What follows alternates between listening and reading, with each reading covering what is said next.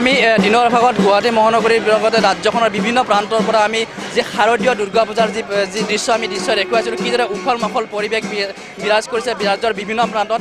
তাৰ সমান্তৰালভাৱে আমি এই মুহূৰ্তত উপস্থিত আছোঁ কামৰূপ জিলাৰ অতি ভিতৰুৱা অঞ্চলত উপস্থিত আছোঁ।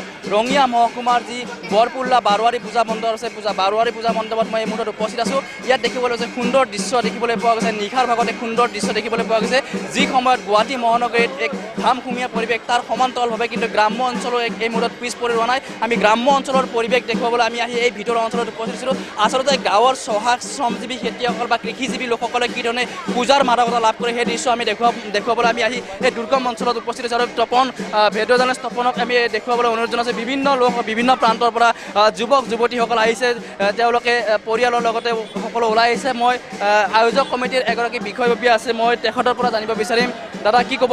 প্ৰথমে আছাম টক্সৰ তৰফৰ আপোনাক পূজাৰ শুভেচ্ছা জনাইছোঁ। কেনেকুৱা অনুভৱ, কি ক'ব অসমবাসীৰ তৰফৰ?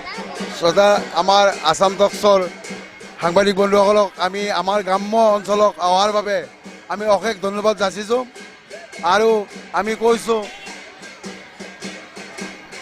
আমাৰ এই গ্ৰাম্য অঞ্চলত অতিকৈ দুখীয়া আমাৰ কৃষিবিদ মানুহ, চব খেতি কৰি আমি আমাৰ উৎসাহ আছে, উদ্দীপনা আছে। সেইকাৰণে আমি গাঁৱৰ ৰাইজে বহুত অশেষ কষ্ট কৰি 10 টকা 20 টকা কালেকশ্যন কৰি আমি এইখিনি কৰিবলৈ সক্ষম হৈছোঁ। আৰু দাতাসকলক আমি আমাৰ বৰপুল্লা বাৰোৱাৰী দুৰ্গা পূজা সমিতিৰ পৰা আমি অশেষ ধন্যবাদ দিছোঁ। আৰু আমাৰ হাজো সমষ্টিৰ বিধায়িকা বাইদেউ আমাৰ কালি আহিছিল, তেখেতে আমাক কৈছে যে আমাৰ এই কমলপুৰ মৰুৱা ৰাস্তাটো আমাক চেংচন হোৱা বুলি কৈছে।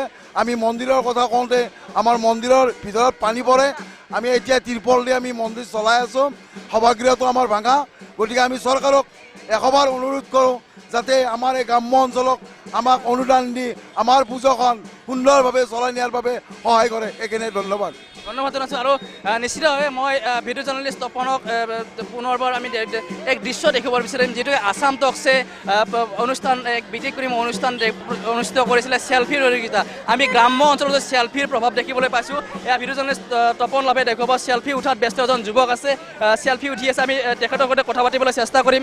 এই মূৰত চেল্ফি উঠাইছে। আৰু মই কৈছোঁ যে আছাম টক্সে যি প্ৰতিযোগিতা অনুষ্ঠিত কৰিছে চেল্ফি প্ৰতিযোগিতা, এইবোৰত যুৱকজনে চেল্ফি উঠাত ব্যস্ত আছে। মই কথা পাতিবলৈ চেষ্টা কৰিম। হয়, চেল্ফি দিছোঁ। আছাম টক্সে চেল্ফি প্ৰতিযোগিতা পাতিছে, মই চেল্ফি পঠিয়াম বুলি ভাবিছোঁ এটা।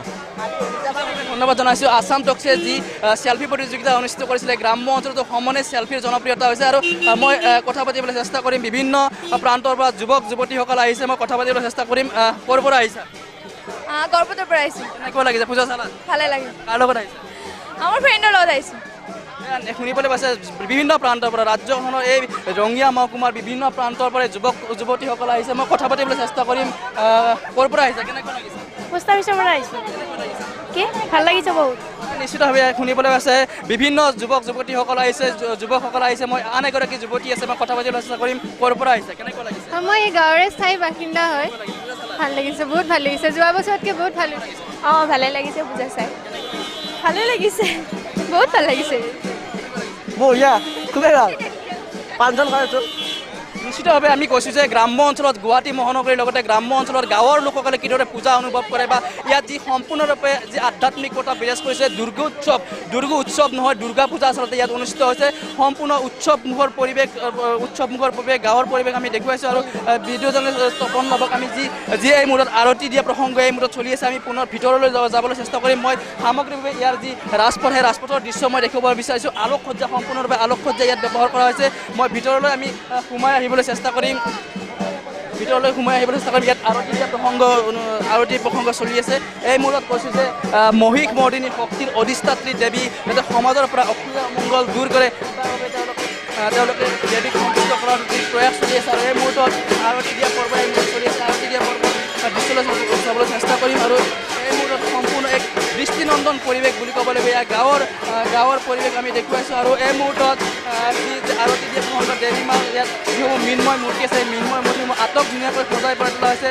পুৰোহিতৰ মংগল ধ্বনি, শংকা ঘণ্টা গৰকা, এই যি ৰজন জনাইছে সমগ্ৰ যি পূজা মণ্ডপ ৰাজ্যখনৰ চৌপাশৰ যি পূজা মণ্ডপসমূহ আছে পূজা মণ্ডপসমূহ ৰজন জনাই উঠিছে আৰু নিশ্চিতভাৱে সম্পূৰ্ণ উখল মাখল পৰিৱেশ মহানৱ অষ্টমীৰ আমি এই দৃশ্য দেখুৱাই আছোঁ আৰু স্বাভাৱিকতে আমি পুনৰবাৰ যি সামগ্ৰিকভাৱে আমি যি দৃশ্য সেই সামগ্ৰিক দৃশ্য আমি দেখুৱাবলৈ চেষ্টা কৰিম আৰু যথেষ্ট উখল মাখল পৰিৱেশ এই মুহূৰ্তত বিভিন্ন প্ৰান্তৰ পৰা মই কৈছোঁ যে ৰঙিয়া মহকুমা উত্তৰ কামৰূপৰ বিভিন্ন প্ৰান্তৰ পৰা এই লোকসকল আহিছে সম্পূৰ্ণৰূপে উখল মাখল পৰিৱেশৰ সৃষ্টি হৈছে আৰু আমি বিভিন্ন প্ৰান্তৰ পৰা গুৱাহাটী মহানগৰীৰ লগতে ৰাজ্যখনৰ বিভিন্ন পূজা মণ্ডপৰ পৰা আমি কি ধৰণৰ পৰিৱেশ শেহতীয়া পৰিস্থিতি আমি দেখুৱাই আছোঁ আৰু আমি পৰৱৰ্তী সময়ছোৱাত ৰাজ্যৰ আন প্ৰান্তৰ পৰা আমি যিসমূহ পূজা মণ্ডপত কি ধৰণৰ পৰিৱেশ বিৰাজ কৰিছে সেয়া আমি দেখুৱাবলৈ চেষ্টা কৰিম এই মুহূৰ্তত আমি এই যি বাৰোৱাৰী পূজা মণ্ডপ আছে 99 বৰ্ষ এই পূজা মণ্ডপ অতিক্ৰম কৰিছে আৰু ইয়াৰ পৰৱৰ্তী সময়ত আমি ৰাজ্যৰ আন প্ৰান্তসমূহৰ পূজাসমূহৰ পোনপটীয়াতে আমি দৃশ্য দেখুৱাবলৈ চেষ্টা কৰিম।